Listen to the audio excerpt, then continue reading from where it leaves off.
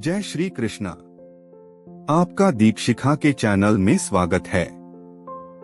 श्रीमद् भगवत गीता, दैवी और आसुरी स्वभाव, अध्याय 16 भाग 7।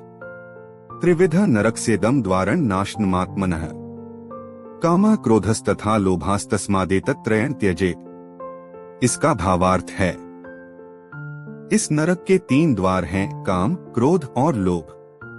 प्रत्येक बुद्धिमान व्यक्ति को चाहिए कि इन्हें त्याग दे, क्योंकि इनसे आत्मा का पतन होता है।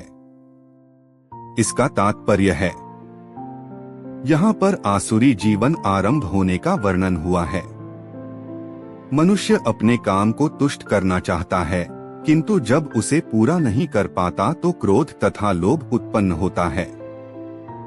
जो बुद्धिमान मनुष्य आसुरी योनि में नहीं गिरना चाहता, उसे चाहिए कि वह इन तीनों शत्रुओं का परित्याग कर दे, क्योंकि ये आत्मा का हनन इस हद तक कर देते हैं कि इस भवबंधन से मुक्ति की संभावना नहीं रह जाती। एतैर्विमुक्तः कौन्तेय तमोद्वारैस्त्रिभिर्नरः आचर्त्यात्मनः श्रेयस्ततो याति परांगतिम्। इसका भावार्थ है, हे कुंती पुत्र, जो व्यक्ति इन तीनों नरक द्वारों से बच पाता है, वह आत्म साक्षात्कार के लिए कल्याणकारी कार्य करता है और इस प्रकार क्रमशः परम गति को प्राप्त होता है। इसका तात्पर्य है, मनुष्य को मानव जीवन के 3 शत्रुओं काम, क्रोध तथा लोभ से अत्यंत सावधान रहना चाहिए। जो व्यक्ति जितना ही इन तीनों से मुक्त होगा, उतना ही उसका जीवन शुद्ध होगा। तब वह वैदिक साहित्य में आदिष्ट विधि विधानों का पालन कर सकता है। इस प्रकार मानव जीवन के विभिन्न विधि विधानों का पालन करते हुए वह अपने आप को धीरे धीरे आत्म साक्षात्कार के पद पर प्रतिष्ठित कर सकता है।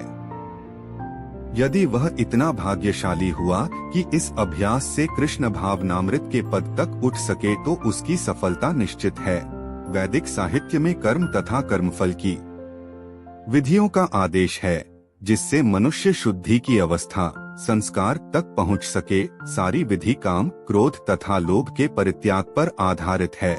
इस विधि का ज्ञान प्राप्त करके मनुष्य आत्म साक्षात्कार के उच्च पद तक उठ सकता है, और इस आत्म साक्षात्कार की पूर्णता भक्ति में है।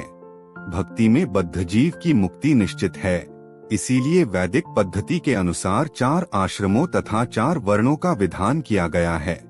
विभिन्न जातियों, वर्णों के लिए विभिन्न विधि विधानों की व्यवस्था है। यदि मनुष्य उनका पालन कर पाता है, तो वह स्वतः ही आत्म साक्षात्कार के सर्वोच्च पद को प्राप्त कर लेता है। तब उसकी मुक्ति में कोई संदेह नहीं रह जाता। यह शास्त्र विधिमुत्सृज्य वर्तते कामकारतः न स सिद्धिं वाप्नोति न सुखं न परांगतिं।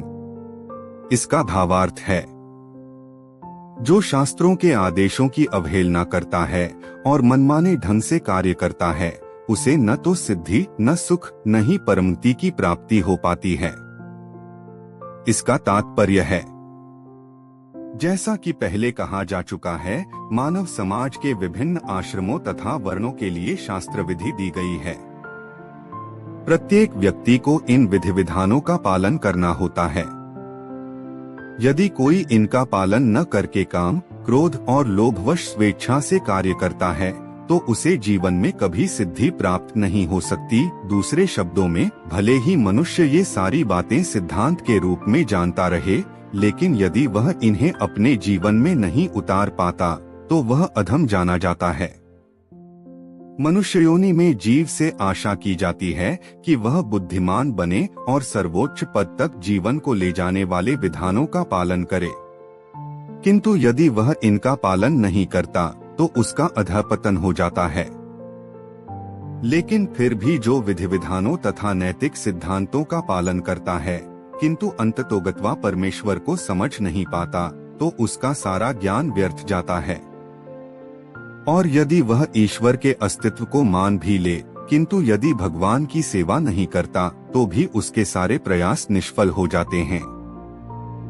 अतएव मनुष्य को चाहिए कि अपने आप को कृष्ण भावनामृत तथा भक्ति के पद तक ऊपर ले जाए। तभी वह परम सिद्धावस्था को प्राप्त कर सकता है, अन्यथा नहीं। कामकारतः शब्द अत्यंत सार्थक है। जो व्यक्ति जानबूझ का नियमों का अतिक्रमण करता है वह काम के वश में होकर कर्म करता है। वह जानता है कि ऐसा करना मना है, लेकिन फिर भी वह ऐसा करता है। इसी को स्वेच्छाचार कहते हैं। यह जानते हुए भी कि अमुक काम करना चाहिए, फिर भी वह उसे नहीं करता है, इसीलिए उसे स्वेच्छाकारी कहा जाता है। ऐसे व्यक्ति अवश्य ही भगवान द्वारा दंडित होते हैं। ऐसे व्यक्तियों को मनुष्य जीवन की सिद्धि प्राप्त नहीं हो पाती।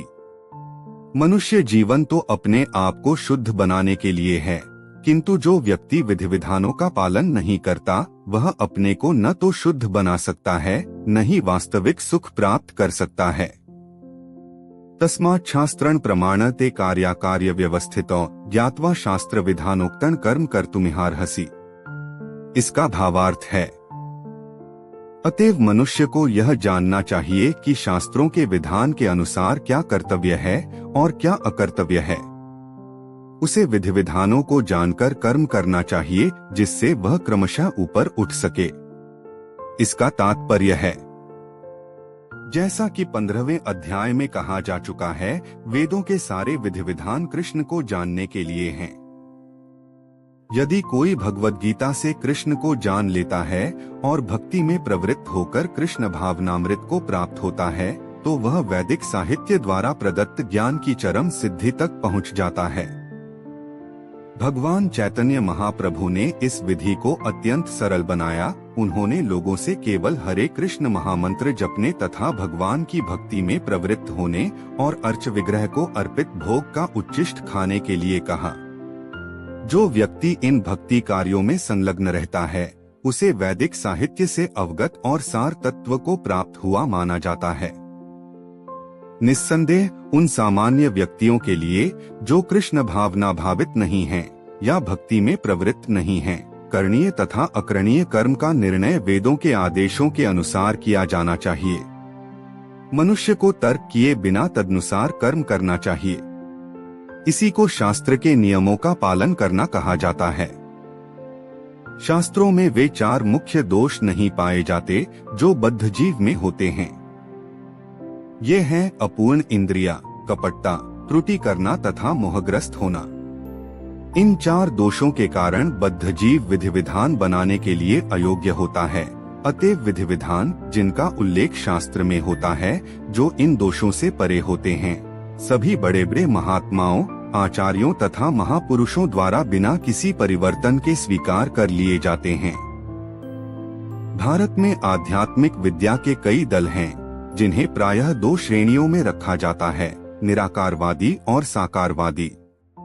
दोनों ही दल वेदों के नियमों के अनुसार अपना जीवन बिताते हैं।